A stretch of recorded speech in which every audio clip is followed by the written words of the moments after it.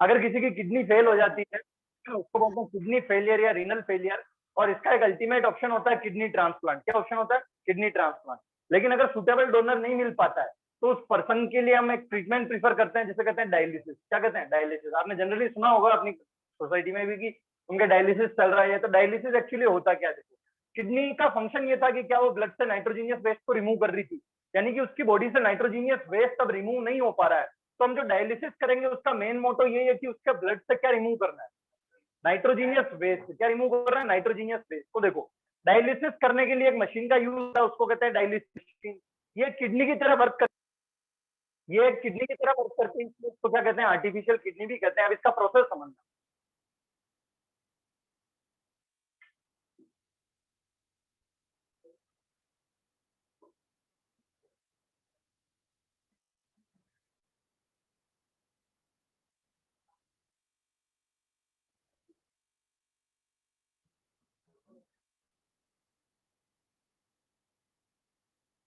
देखें भैया, ये एक आदमी है, इसकी किडनी खराब हो चुकी है,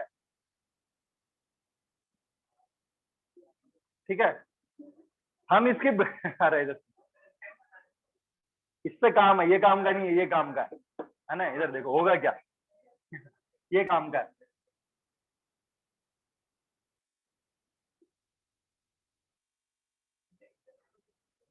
ये क्या बना रहे हैं बेटा आप? Dialysis machine. क्या बना रहे हैं? Dialysis machine.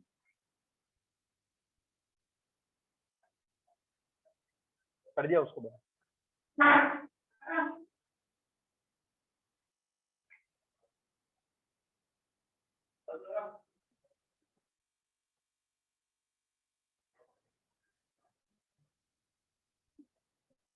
देखो बेटा सुनो, ये मनना समझना इसका प्रोसेस। ये पूरा जो सिस्टम है ये है डायलिसिस मशीन। क्या तुम्हें यहाँ पे कुछ ट्यूब्स नजर आ रही है?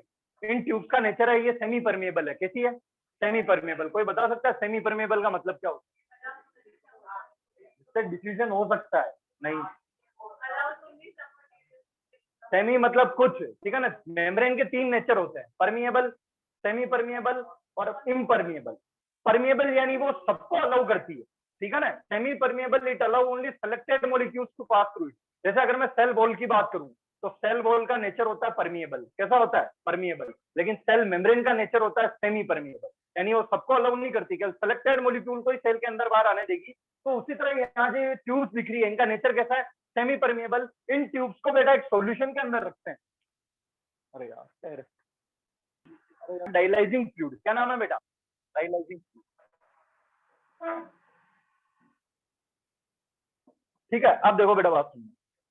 इस बॉडी का या इस आदमी का हमें करना है डायलिसिस, यानी इसके ब्लड को हमें क्या करना है? क्लीन करना है। उससे कौन सा वेस्ट? नाइट्रोजीनियस वेस्ट रिमूव करना है। एक आर्टरी के थ्रू यहाँ से ब्लड निकाला जाता है, ठीक है।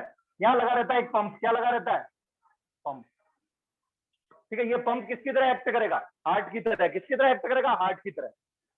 यहां से हम ब्लड निकालते हैं और ये पंप इसको यहाँ इस तरह से ट्रांसपोर्ट करता है, ठीक है।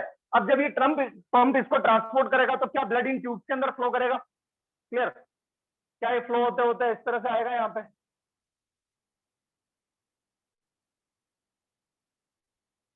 अरे ठीक है, यहाँ तक कोई दिक्कत? ठीक है, अब देखो बेटा, इन ट्यूब्स को किसके अंदर रखा? Dialysing fluid. डायलाइजिंग फ्लूइड की यहाँ पे खास बात यह है कि इसका कंपोजिशन बिल्कुल सेम रहता है प्लाज्मा की तरह। किसकी तरह? प्लाज्मा की तरह। बस यहाँ एक डिफरेंस आ जाता है कि प्लाज्मा के पास नाइट्रोजीनियस वेस्ट है और ये डायलाइजिंग फ्लूइड के पास नाइट्रोजीनियस वेस्ट नहीं है। बिल्कुल टू कॉपी कंपोजिशन है किसका? डायलाइजिंग फ्लूइड का। किसके जैसे? प्लाज्मा की जैसे। इस आदमी का जो ब्लड निकलेगा उसके प्लाज्मा में क्या प्रेजेंट है? Nitrogenous waste. और लेकिन इस डायलाइजिंग फ्लूइड के पास नाइट्रोजीनियस वेस्ट नहीं है। तो देखो, ये जो मेम्ब्रेन बनाई हमने ट्यूब की, क्या ये सेमी परमेबल है? सेमी परमेबल है, मतलब यहाँ से क्या हो सकता है? डिफ्यूजन। क्या हो सकता है? डिफ्यूजन।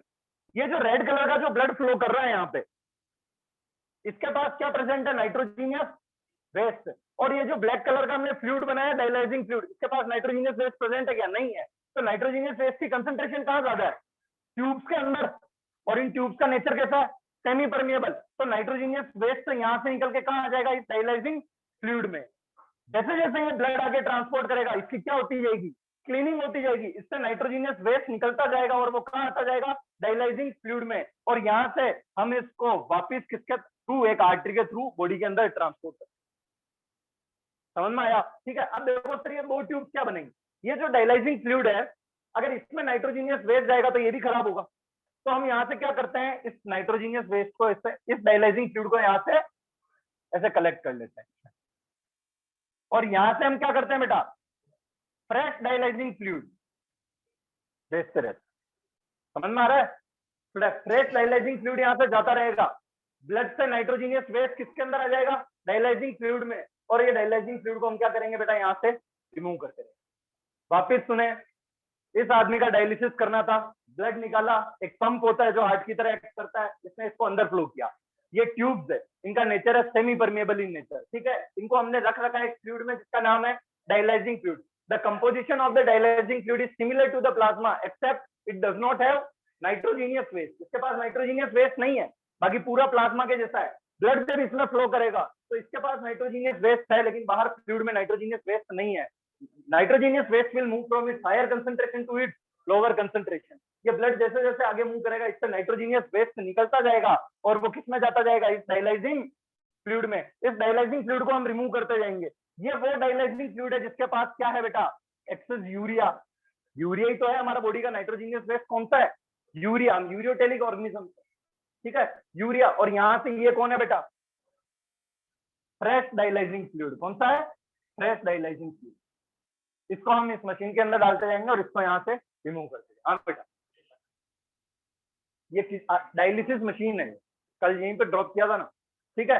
लो एनसीईआरटी दिए, फंक्शन नहीं कर रही तो रेगुलर क्लीनिंग, अगर कम कर रही है तो भी क्लीनिंग चाहिएगी, तो फिर वो वीकली हो सकता है। तो depends on the functioning of kidney. तो इस प्रोसेस को क्या कहते हैं, डायलिसिस, ठीक है ना। और ये मशीन कौन सी है, डायलिसिस मशीन। क्या ये मशीन है किडनी की तरह एक्ट कर रही है, बिल्कुल। किडनी का काम है ब्लड से नाइट्रोजीनियस वेस्ट रिमूव करना, ये भी कर रहा है।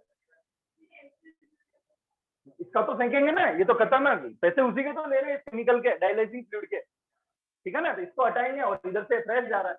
काफी एक्सपेंसिव प्रोसेस होता है, ठीक है ना।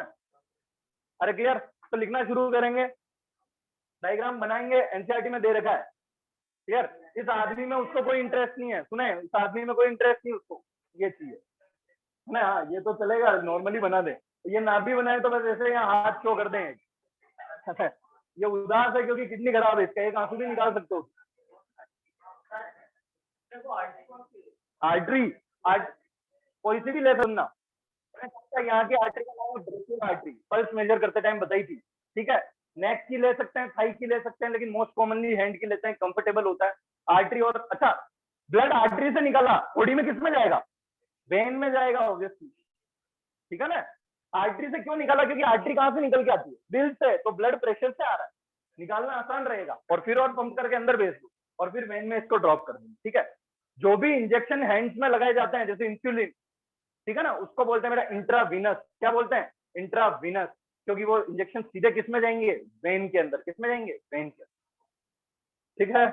कोई दिक्कत सेटअप में दे रखा ना, अरे यार ऐसे नहीं है, गलत बात है यार, ऐसे नहीं, फोटो ले दिया यार।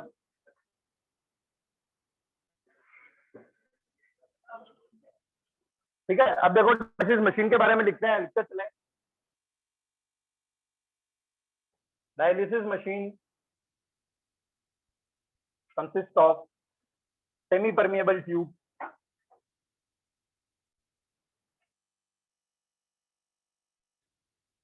suspended in a dialyzing fluid.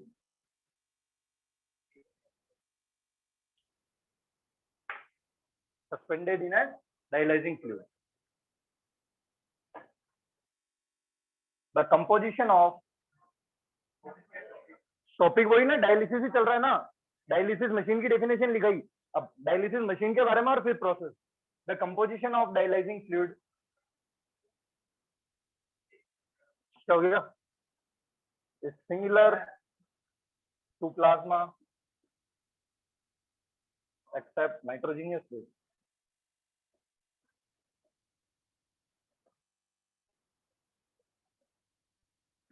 अरे N2 वेस्ट मतलब नाइट्रोजीनियस वेस्ट, ठीक है। Process of dialysis.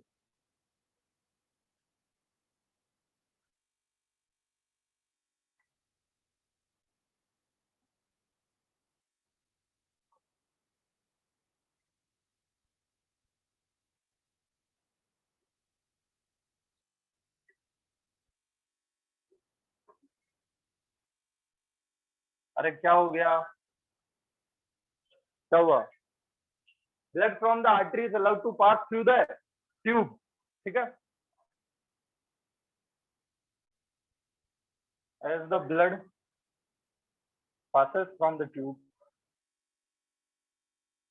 nitrogenous waste from blood diffuses into dialyzing tube.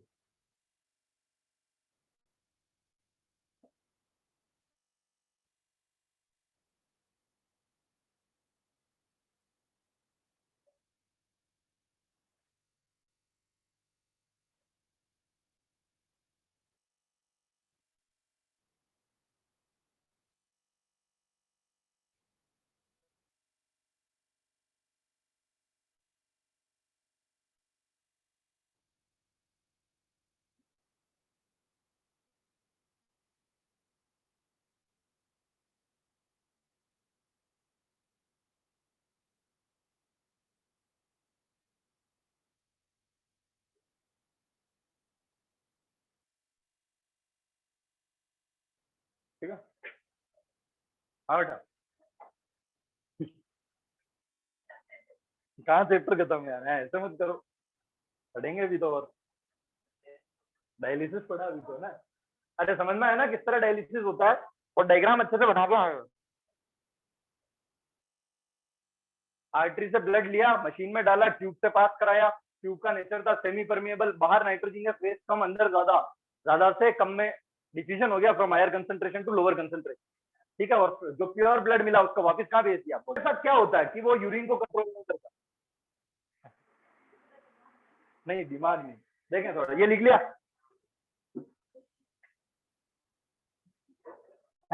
अच्छा पॉइंटर है, नॉलेज होना चाहिए ना। देखो बेटा सुनना, क्या किडनी थी, यूरिन को कौन लेके आए? यूरेटर। किसमें आया? Urinary bladder. और ये कौन है बेटा? यूरिथ्रा। सारा खेल यहाँ पे। ये है बेटा इंटरनल यूरिथ्रल स्फिंक्टर। कैसा स्फिंक्टर? मैंने अपन ने नाम लिखा है the relaxation of urethral sphincter. दो यूरिथ्रल स्फिंक्टर होते हैं ऐसे, एक्स्ट्रा पॉइंट सुने। एक्सटर्नल यूरिथ्रल स्फिंक्टर कैसा है? External urethral sphincter. अरे आज क्या रहा हो रहा है, सबने किया है, इसमें क्या कोई है क्या जिसमें? External urethral sphincter. देखें बेटा क्या होता है, जो छोटा बच्चा होता है उसके ये दोनों स्फिंक्टर्स होते हैं इनवोलेंट्री। क्या होता है? इनवोलेंट्री, यानी ऐसी मसल्स है जो उसकी बॉडी के विल पावर के कंट्रोल में नहीं। इनवोलेंट्री मतलब उसके विल पावर के कंट्रोल में नहीं है, ठीक है ना। जैसे कार्डियक मसल वोलेंट्री है, इनवोलेंट्री। इनवोलेंट्री, दिल का धड़कना हमारे विल पावर के कंट्रोल में नहीं है। इनवोलेंट्री मतलब the things which are not control in the will power of an organism. Clear? ये दोनों मसल्स कैसी? इनवोलेंट्री। इनवोलेंट्री यानी उसके हाथ में नहीं है तो ये ओपन हो सकती है, रिलैक्स हो सकती है और कॉन्ट्रैक्ट हो सकती है। लेकिन जब धीरे धीरे वो बड़ा होने लग जाता है तो ये जो एक्सटर्नल यूरिथ्रल स्फिंक्टर है ये क्या बन जाता है? वॉलेंटरी। क्या बन जाता है? वॉलेंट्री। इंटरनल तो अभी भी इनवॉलेंट्री रहेगा, लेकिन जो एक्सटर्नल यूरिथ्रल स्फिंक्टर है वो कैसा बन जाएगा? वॉलेंट्री। यानी अब वो इसको कंट्रोल कर सकता है, इसकी ओपनिंग और क्लोजिंग, ठीक है। तो ये इसलिए ये इन दोनों इनवॉलेंट्री होने की वजह से जो बच्चे होते हैं उनमें यूरिन पे कंट्रोल नहीं होता है ना। डिफेंस मैकेनिज्म है। तो ज्यादा परेशान कर रहा हो तो हिम्मत है गोदी में लेके दिखा, मैं बताता हूँ तुझे, ठीक है। हेडिंग लगाए फंक्शंस ऑफ।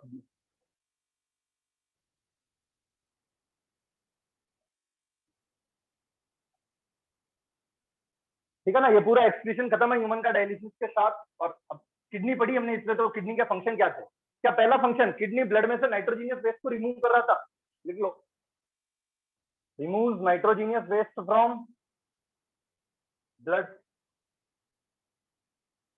एक चीज सुने, अब हमने देखा था जब यूरिन का फॉर्मेशन हो रहा था तो वाटर का एब्जॉर्प्शन हो रहा था, बहुत सारे आयंस का एब्जॉर्प्शन हो रहा था, ठीक है ना। तो ये सारी चीजें हो तो किडनी के अंदर ही रही है, तो कह सकते हैं किडनी ब्लड की पीएच को मेंटेन करके चलती है। अरे बताया था ना, H+ आयन का वापस सीक्रेशन हो रहा था तो किडनी के अंदर ही हो रहा है, तो किडनी क्या करती है? Maintains the pH of blood. Maintains the pH of blood. क्या? देखो बेटा, एक वर्ड सुना होगा तुमने, होम्योस्टेसिस। क्या सुना होगा? होम्योस्टेसिस। नहीं सुना हो तो समझे, होम्योस्टेसिस। होम्योस्टेसिस का मतलब होता है बेटा रेगुलेशन। क्या होता है? रेगुलेटेड एनिमल्स के पर्टिकुलरली हायर ऑर्गन। एक तो करती है थर्मो रेगुलेशन और एक करती है osmo regulation. Thermo regulation in the sense कि बाहर का टेम्परेचर कैसा भी हो, बॉडी का जो इंटरनल टेम्परेचर है वो कितना रहेगा? 37 डिग्री से। बाहर 15 डिग्री है, 20 डिग्री है, माइनस में चल रहा है, लेकिन बॉडी का इंटरनल 37। बाहर गर्मियों में 45-50 हो जाए, लेकिन बॉडी का इंटरनल 37। इसलिए कौन सा है होम्योस्टेसिस का? कौन सा टाइप? Thermo regulation. क्या है? Thermo regulation. अरे कोई दिक्कत? तो इसी तरह बॉडी बेटा एक और रेगुलेशन करती है, उसको बोलते हैं ऑस्मो रेगुलेशन। क्या बोलते हैं? ऑस्मो रेगुलेशन का मतलब बेटा कि बॉडी के अंदर वाटर और आयंस की कंसंट्रेशन भी फिक्स होती है। ठीक है, स्वेटिंग होती है तो क्या एक तरह से हमारा कुछ वाटर स्वेटिंग की फॉर्म में भी बाहर जा रहा है, ठीक है, लेकिन सर्दियों में स्वेटिंग नहीं होती, तो उसका क्या यूरिन ज्यादा बनेगा। पर बॉडी के अंदर जो वाटर की कंसंट्रेशन है वो क्या रहेगी? फिक्स रहेगी। वाटर और आयंस की कंसंट्रेशन जो है वो क्या रहेगी? फिक्स रहेगी। ठीक है, सर्दियों में यूरिन डाइल्यूट बनता है। डाइल्यूट इन द सेंस उसके अंदर वाटर का लॉस ज्यादा होता है, क्योंकि तो स्वेटिंग हो ही नहीं रही ना, वाटर का लॉस यूरिन में ज्यादा होगा। यूरिन कैसा है? डाइल्यूट। गर्मियों में कैसा है? कंसंट्रेटेड। ठीक है, ये हार्मोन एक हार्मोन होता है एडीएच, एंटी डाइयूरेटिक हार्मोन, वो ये सब कंट्रोल करता है। तो कुल मिला के दो तरह के प्रोसेस होते हैं, थर्मो रेगुलेशन और ऑस्मो रेगुलेशन। ऑस्मो रेगुलेशन का मतलब वाटर आयन बैलेंस को बॉडी के अंदर क्या करके रखना? मेंटेन करके रखना। ये फंक्शन किसका हो जाएगा? किडनी का। ये ऑस्मो रेगुलेशन किसका फंक्शन हो जाएगा? किडनी का, क्योंकि किडनी के अंदर ही तो वाटर का रीअब्जॉर्प्शन हो रहा था। किडनी डिसाइड कर रही, नेफ्रॉन डिसाइड कर रहे हैं कि कितना पानी वापस लेना है। ठीक है ना, तो वाटर आयन रेगुलेशन के भी क्या है? किडनी का फंक्शन हो जाएगा। ठीक है, तो लिखना है it helps in osmoregulation. Osmoregulation, osmoregulation to maintain. Osmoregulation का मतलब लिखा है to maintain the water ion balance in the body.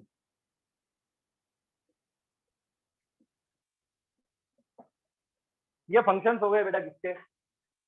Kidney के। किसके फंक्शंस हो गए? किडनी के।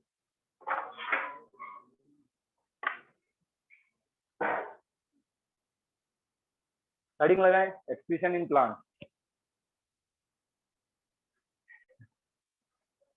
एक्सक्रीशन इन प्लांट पढ़ चुके हो तुम आधा तो। CO2 स्टोमेटा के थ्रू बाहर जा रही है, ऑक्सीजन एक्सचेंज हो रहा है। ठीक है ना, एक तरह का प्रोसेस है। ठीक है, क्या रेस्पिरेशन भी एक तरह का एक्सक्रीटरी प्रोसेस है एनिमल्स में?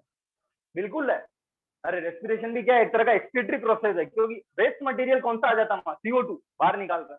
ठीक है ना, क्या स्वेटिंग भी एक तरह का एक्सक्रीटरी प्रोसेस है क्या?